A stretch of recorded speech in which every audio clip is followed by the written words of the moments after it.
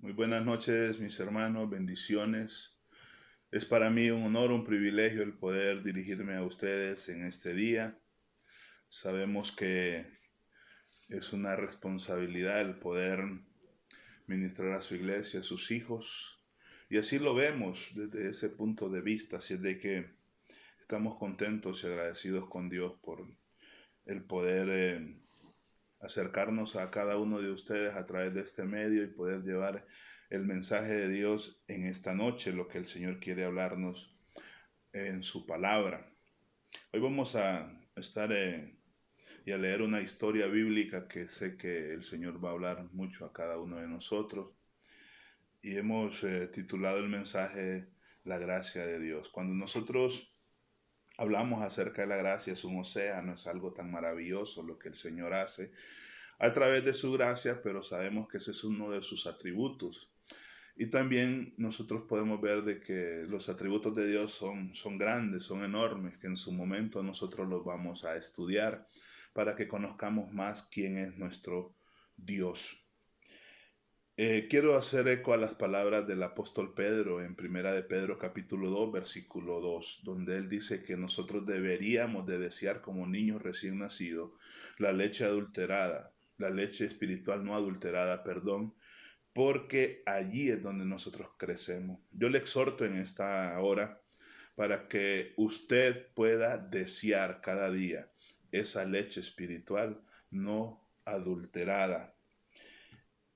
Si yo mismo como pastor en su momento estoy haciendo las cosas fuera de la escritura, usted tiene todo el derecho de poder llamarme al orden, porque nosotros estamos aquí, como dice la palabra en Tito, de que nosotros tenemos que predicar la sana doctrina y que Dios nos fortalezca, que Dios nos ilumine cada día para poder juntos hablar lo que el Señor quiere que nosotros hablemos.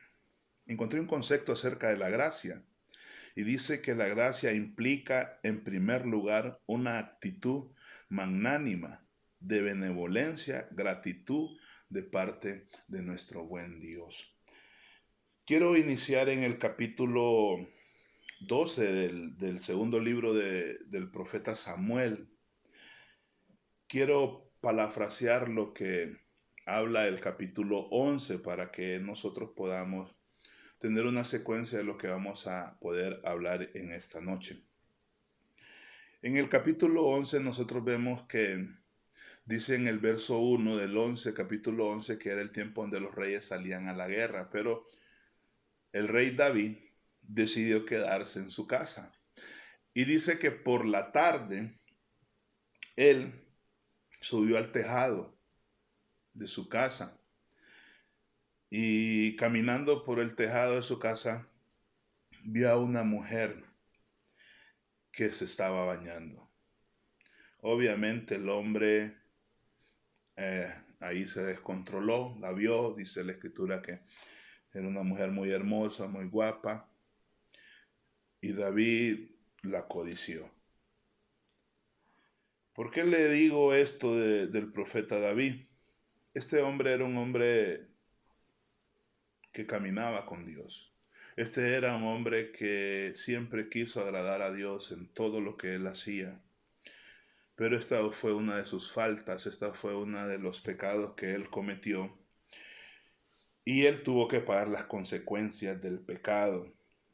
De tal forma que él mandó a llamar a esta mujer, habla el capítulo 11 de Segunda de Samuel, y tuvo relaciones sexuales con ella.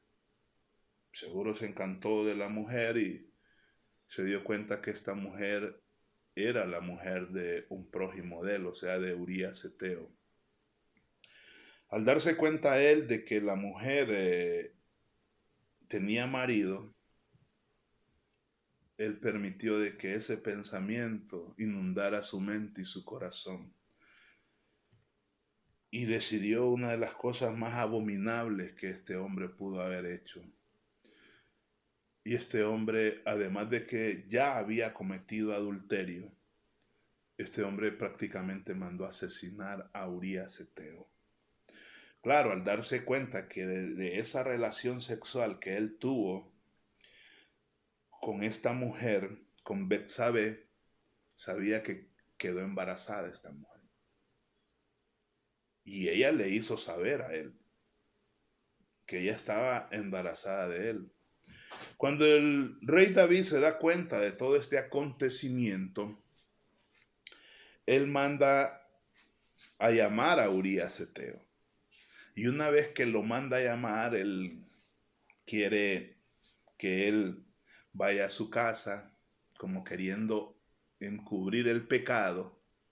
Y que este hombre, a una vez estando en la guerra, él vaya y visite a su mujer y él se pueda llegar a su mujer. Y por ende, echarle la culpa a él mismo de que como él se llegó a su mujer, que el hijo que esta mujer tenía era de él.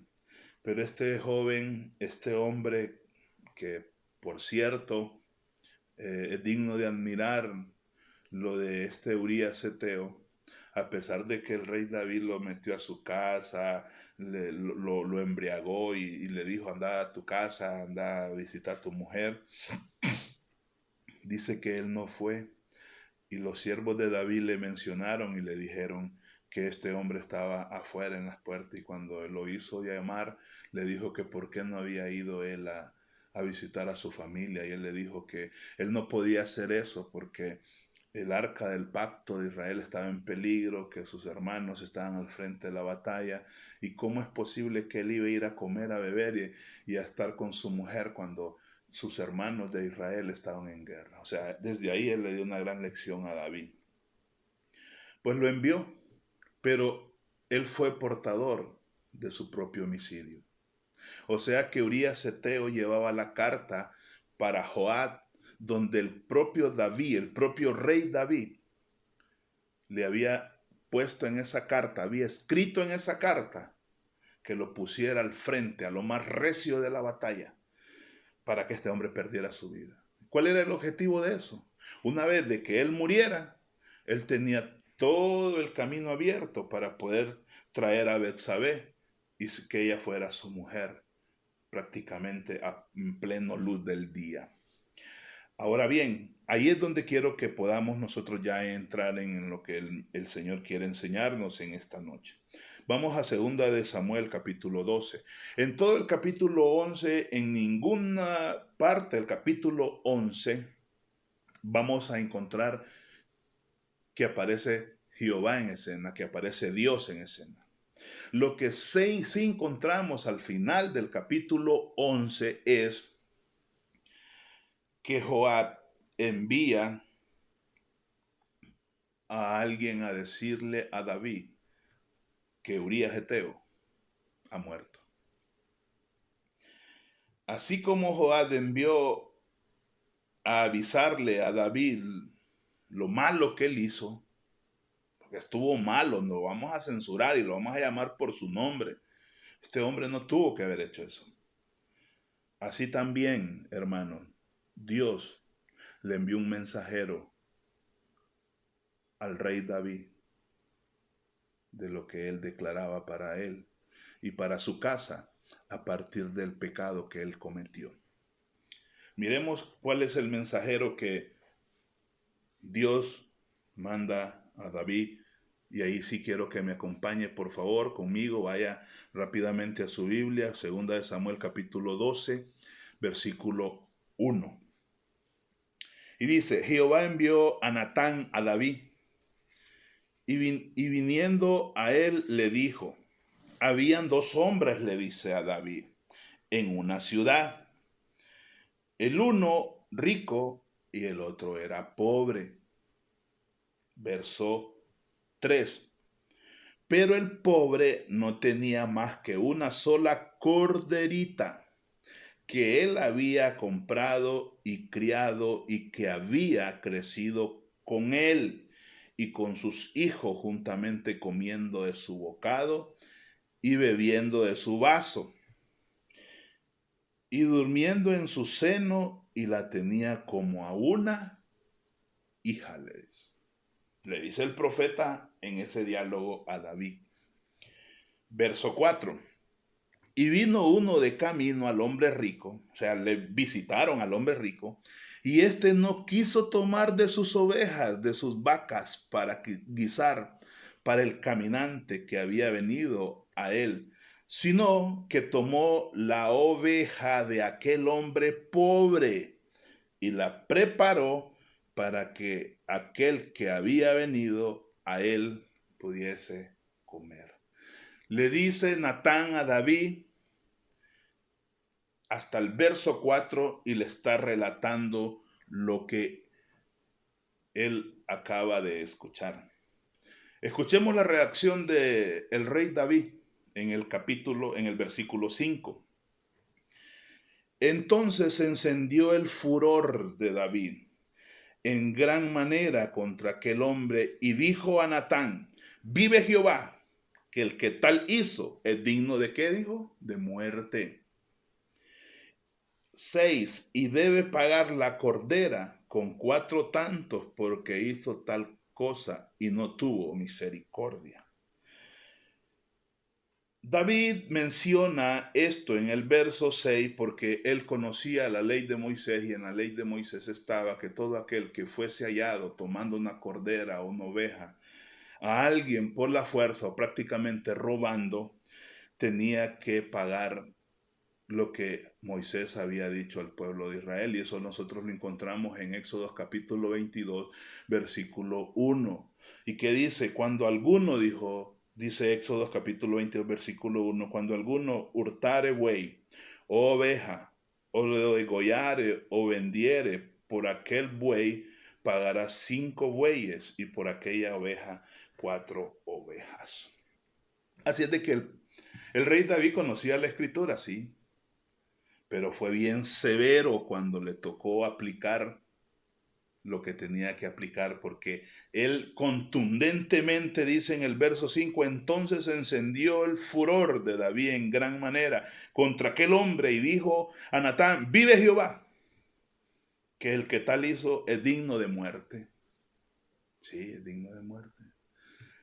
Obviamente, escuche, él ahí estaba adelantándose y virtiendo un juicio aparte, porque la escritura dice que el que robaba una oveja, y lo acabamos de leer en Éxodo 22:1, lo que acontecía. Pero la ley de Moisés también decía que todo aquel que es encontrado en pleno acto de adulterio o de homicidio o que mata a alguien, tenía que ser muerto. Así es de que aquí hay mucha tela que cortar. Miremos ahora qué dice la palabra en el verso 7, porque hasta ahí nosotros hemos escuchado esta parábola que Natán le está diciendo a David. Y es bien fácil de interpretar la parábola porque lo que él estaba diciendo que prácticamente que el rico era David, que el pobre era Urías y que la cordera o la corderita o la oveja era Betsabé, porque este hombre amaba a su mujer y la tenía ahí a su lado. En pocas palabras le está diciendo Natán: David, el rico eres tú, el pobre es Urías y la oveja es Betsabé. Entonces, verso 7, dijo Natán a David: tú eres aquel hombre, así ha dicho Jehová Dios de Israel, yo te ungí por rey sobre Israel y te liberé de la mano de Saúl. Y te di la casa de tu señor y las mujeres de tu señor en tu seno. Además te di la casa de Israel y de Judá. Y si esto fuera poco, le dice, te habría añadido mucho más. Se está poniendo difícil la situación, porque aquí se cambiaron los papeles.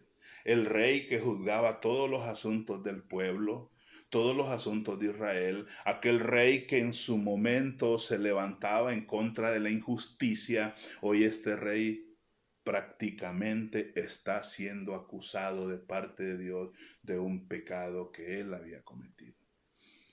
No vamos a descartar que la historia bíblica dice que no hay nadie como David, que era un hombre conforme al corazón de Jehová, y tampoco yo quiero tergiversar esto, pero lo que queremos ver es hasta dónde es la gracia de Dios en nuestras vidas. Ese precioso atributo, pero también miremos el otro atributo, que Dios es un Dios justo. Y él tenía que actuar con justicia porque este hombre había pecado.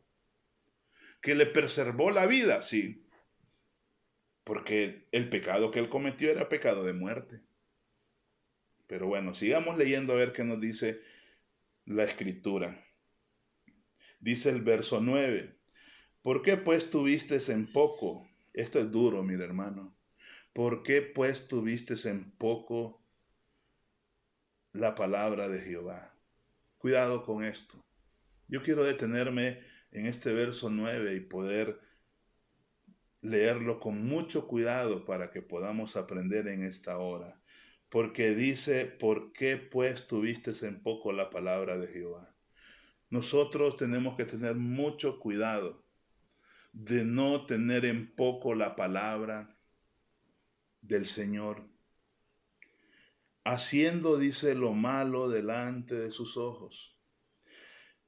A Urías Heteo heriste a espada y tomaste por mujer a su mujer, y a él lo mataste con la espada de los hijos de Amón. O sea que David había tomado en poco la palabra de Dios. Y siempre que nosotros minimicemos o querramos tomar en poco la palabra de Dios, vamos a estar en graves problemas. Mire, la palabra es tan clara. La palabra nos marca el camino correcto por donde nosotros tenemos que ir. Por eso lo mirábamos en enseñanzas pasadas, que lumbrera es a mis pies tu palabra.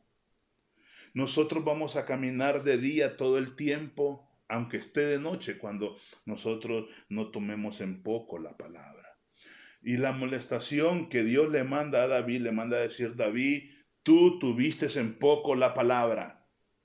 Tú hiciste a un lado por tus impulsos carnales, por tus deseos desordenados, cuando él tenía otras mujeres. Pero no, él quiso la mujer del prójimo. Él deseó la mujer del prójimo. Cuidado, cuidado con que nosotros estemos coqueteando con las cosas que no nos competen coquetear. Porque él simplemente era el tiempo donde los reyes salían, dice, a la guerra, pero él ya se estaba relajando. Él ya le importaba poco lo que él tenía que hacer, y dice que subió a su tejado. Para empezar, él no tenía que estar ahí. Él tenía que estar donde dice el capítulo 11, versículo 1. Pero dice que de pronto vio a esta mujer, la codició. Y como era rey, y como en aquel entonces, ¿qué es lo que no hacía el rey? Y la trajo. Pero el Señor le reprende y le dice, porque pues tuviste en poco la palabra de Jehová, haciendo lo malo delante de sus ojos. ¿Delante de quién nosotros hacemos lo malo? Y el mismo David decía, ¿a dónde me iré? ¿A dónde me esconderé de ti, Señor? Si me voy arriba al cielo, allá estás tú. Si me voy abajo a la tierra, ahí estás tú. ¿A dónde? Mire, mis hermanos, nosotros no nos podemos esconder de Dios. Hay gente que se esconde de los hombres, pero de Dios no nos podemos esconder. Y él quiso hacer las cosas en secreto, pero había un Dios que lo estaba viendo. Dios vio cuando este hombre codició a esa mujer, cuando la mandó a llamar, cuando tuvo relaciones con ella, y esa mujer quedó embarazada. Y a partir de ahí mandó a traer a Urías Heteo, lo emboló y quiso que él fuera a visitar a su mujer para que el hijo que esta mujer llevaba en sus entrañas le echara la culpa a él. Pero Urías Heteo no quiso ir. Dios estaba allí, Dios está ahí en el momento en donde nosotros pensamos que nadie nos está viendo. Dios conoce las intenciones de tu corazón, Dios sabe cómo tú y yo actuamos. No tomemos en poco la palabra, porque la palabra dice que Él es omnisciente y omnipresente. Él está en todo lugar. ¿Para dónde nos podemos ir que el Señor no nos mire y no nos esté viendo? ¿A dónde? No podemos. Pero viene la reprensión del Señor y le dice, porque tú tuviste en poco la palabra de Jehová, diciendo lo malo delante de sus ojos. A Urías Heteo heriste a espada y tomaste por mujer a su mujer, y a él lo mataste con la espada de los hijos de Amón. Qué tremendo. Fue malo lo que hizo él, sí, estuvo malo. Por lo cual ahora le dice, esta es la sentencia y esta es cuando miramos que uno de sus atributos de Dios, que es ser justo. A propósito, ¿sabe qué significa ser justo? Justo significa principio moral que inclina a obrar y juzgar, respetando la verdad y dando a cada uno lo que le corresponde. Eso es justicia. Y hoy por hoy, en el siglo XXI, el único que conoce la justicia solo es Dios y los hijos de Él. Porque después lo demás se prostituyó esa palabra. Miramos por todos lados la injusticia. Pero bueno, ese es otro tema. Entonces dice en el versículo 10, por favor, siga conmigo esta lectura, por lo cual ahora no se apartará. Este es duro, mire, jamás de tu casa la espada por cuanto me menospreciaste y tomaste la mujer de Urías Eteo para que fuese tu mujer. Así ha dicho Jehová, el verso 11, he aquí yo haré levantar el mal sobre ti de tu misma casa, y tomaré tus mujeres delante de tus ojos y las daré a tu prójimo, el cual yacerá con tus mujeres a la vista del sol. Ay, papá, se puso ya la situación bien fuerte en estos versículos. Dice el verso 12, porque tú, David, lo hiciste en secreto, mas yo haré esto delante de todo Israel y a pleno sol. Cuidado. Iglesia, Dios es bueno en esta noche. Yo le digo que tengamos cuidado, porque si nosotros pretendemos hacer las cosas en secreto, Dios un día las va a manifestar en público. Dios le está diciendo a este hombre, por cuanto tú lo hiciste en secreto, yo no me voy a esconder. Yo te voy a exponer a vos, David. Sí, vos, el rey David, te voy a exponer y te voy a exponer a plena luz del día. Porque tú lo hiciste en secreto, mas yo haré esto delante de todo Israel y a pleno sol. O sea, no me voy a cubrir. Verso 13, es importante este versículo 3. Entonces dijo David a Natán, mire la respuesta de David. Esto es crucial en lo que estamos viendo, hermano. Dice el verso 13. Entonces dijo David a Natán, pequé contra Jehová. Reconoció allí públicamente ante el profeta que había pecado. Yo no sé si usted tiene algún pecadito oculto. Yo no sé si usted sigue haciendo cositas allá donde nadie las ve. Cuidado, cuidado. Porque el que es hijo de Dios camina de día. Porque el que ya nació de nuevo dice que las cosas viejas pasaron y aquí son hechas nuevas. ¿Se acuerda de las evidencias, verdad? No tomemos en poco la palabra. Mire, es probable que usted ya haya escuchado o haya leído esta historia. Y digo escuchado y leído. Pero la palabra dice que no solamente seamos oidores, sino que hacedores de la palabra. Crucial esto, porque dice en el verso 3, entonces dijo David a Natán, pequé contra Jehová. Y Natán dijo a David, también Jehová ha remitido tu pecado, no morirás. ¿Sabe cómo se llama eso? Eso se llama gracia. Podemos hablar tanto de la gracia. Cuando yo leí esta historia y el Señor puso en mi corazón compartirla con cada uno de ustedes, yo andaba buscando el título del mensaje, porque es algo difícil el poder encontrar un título en una historia tan enriquecedora, tan bonita como esta, porque aquí hay tanto que enseñar. Pero cuando yo leí el verso 13 dije yo, vamos a hablar acerca de la gracia, porque esto se llama gracia. ¿Sabía usted que según la ley de Moisés, aquel que era hallado o en pleno acto de adulterio, o aquel que se le descubriera que era un adúltero, solo con eso tenía que ser apedreado, tenía que ser muerto? No digamos si había cometido un homicidio. Por eso cuando David inmediatamente dice en el verso 13, porque he pecado contra Jehová. Entonces dijo David a Natán, porque contra Jehová, y Natán dijo a David, también Jehová ha remitido tu pecado. y no morirás. Pero, mire, yo le voy a decir algo, hay que aclarar algo para no dejar cabos sueltos, dejar puertas abiertas. Cuando usted y yo pecamos, cuando usted y yo le fallamos a Dios, nosotros vamos y nos arrepentimos y le pedimos perdón a Dios y hay un arrepentimiento genuino.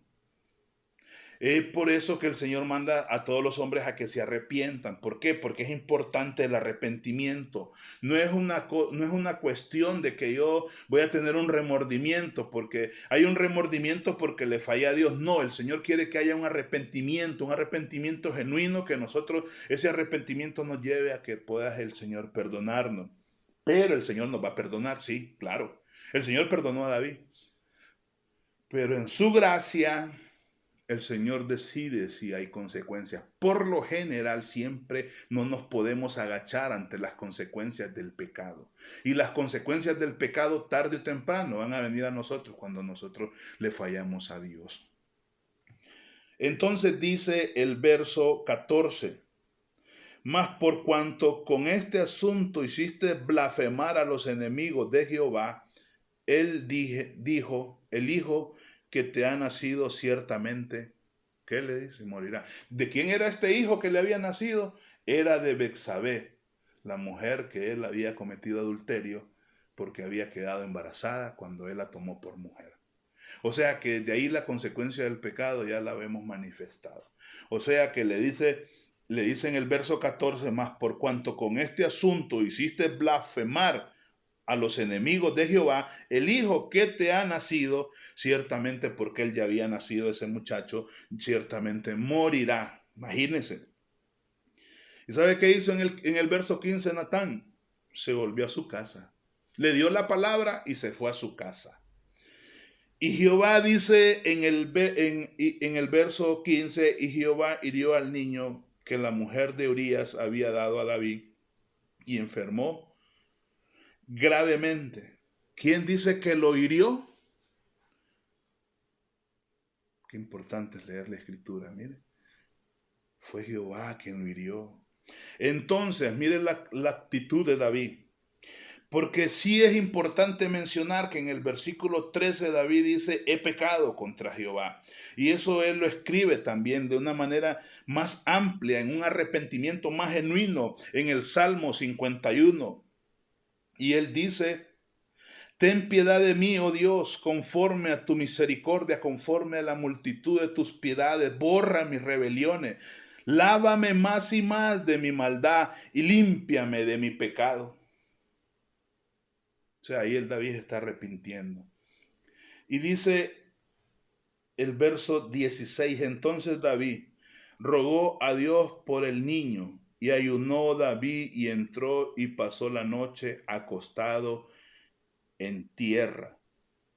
O sea, cuando él se da cuenta que Jehová va a herir al niño y el niño va a morir, David toma una actitud de arrepentimiento, toma una actitud de orar y pedirle al Señor en ayuno y oración para que quizás el Señor tenga misericordia del niño y el niño no muera. Pero en este caso el Señor ya había dado una palabra y el niño tenía que morir. Verso 17. Y se levantaron los ancianos de su casa y fueron a él para hacerlo levantar de la tierra. Mas él no quiso ni comió con ellos pan. Estaba destrozado este hombre. Y al séptimo día murió el niño, y temían los siervos de David hacerle saber que el niño había muerto, diciendo entre sí, cuando el niño aún vivía, le hablábamos y no quería oír nuestra voz. ¿Cuánto más se afligirá si le decimos que el niño ha muerto? Verso 19. Mas David, viendo a sus siervos hablar entre sí, entendió que el niño había muerto. Por lo cual dijo David a sus siervos, ¿ha muerto el niño? Y ellos respondieron, sí, ha muerto. O sea, David se dio cuenta de que ellos ahí estaban secreteándose entre sí e identificó, y un solo les pregunta, ¿ha muerto el niño? Sí, le dijeron, ha muerto. ¿Qué actitud tomó David después de que el niño murió? Cuando se dio cuenta que el niño, la palabra de Dios, porque cuando Dios manda una palabra se cumple.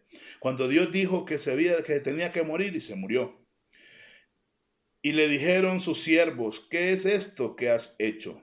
Porque él toma una actitud diferente. Cuando él se da cuenta que el niño muere, él se levanta de su condición, de su estado, y toma una actitud diferente. Leámoslo por favor en el versículo 21. Y le dijeron sus siervos, ¿qué es esto que has hecho? Porque el niño viviendo aún ayunabas y llorabas, y muerto él te levantas y comiste pan. Y él respondió, viviendo aún el niño, yo ayunaba y lloraba diciendo, escuche, quizás sabe si Dios tendrá compasión de mí y vivirá el niño. Quizás, dijo él, Dios tenga compasión de mí, pero eso es quizás.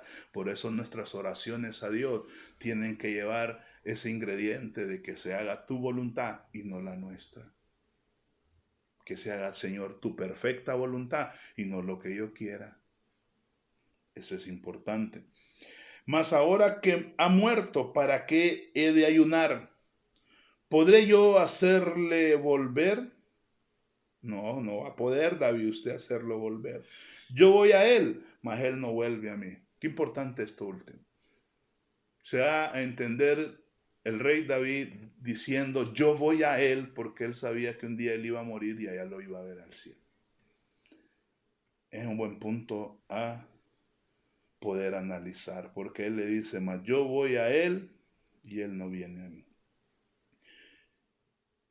Y consoló David a Betsabé su mujer, y llegándose a ella durmió con ella, y ella le dio a luz un hijo y llamó su nombre Salomón, el cual lo amó Jehová. Estas son las cosas que a veces nosotros vemos en la escritura. Ahora le vino, según la palabra que Dios le mandó a David por medio del profeta, quedaría continuamente plagada por la violación, estas palabras. Le presagiaban la muerte de algunos de sus hijos, los cuales murieron. Murió Amón, murió Absalón y murió Adonías. Y por si fuera poco, uno de sus hijos, llamado Absalón, que murió, vivía con sus propias mujeres a plena luz del día, cumpliéndose la palabra que el Señor dio a este hombre. Amada iglesia, podemos sacar tanto de esta historia bíblica, pero queremos rescatar lo que era este hombre.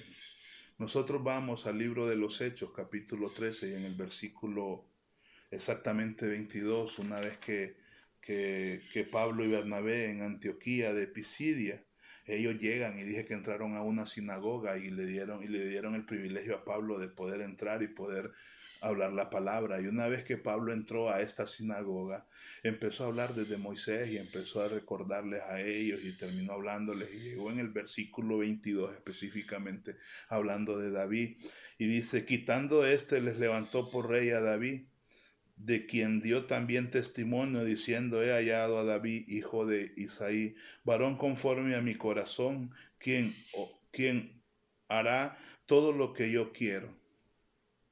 Mire, yo no sé, pero dice que era un hombre conforme al corazón, pero es que David entendió y comprendió la lección, mis amados hermanos.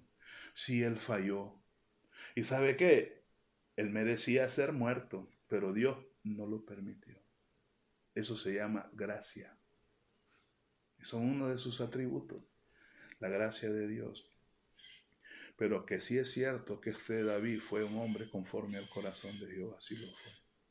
Porque él era alguien que amaba a Dios, pero también en su momento él menospreció la palabra, porque así le dice el profeta, has menospreciado la palabra de Jehová.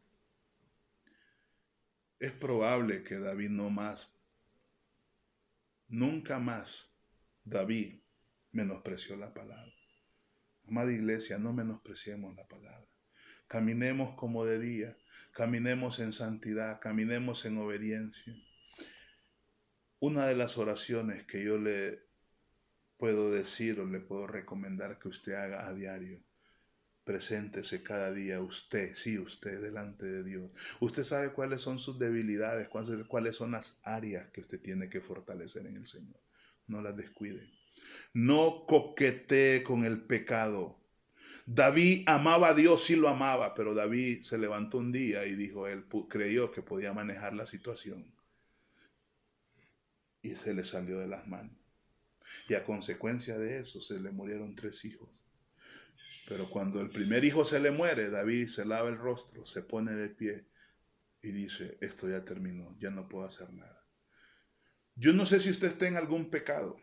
Yo no sé si usted pasó por algún pecado. Yo no sé si el enemigo sutilmente, como una gotera, le está recordando su pecado.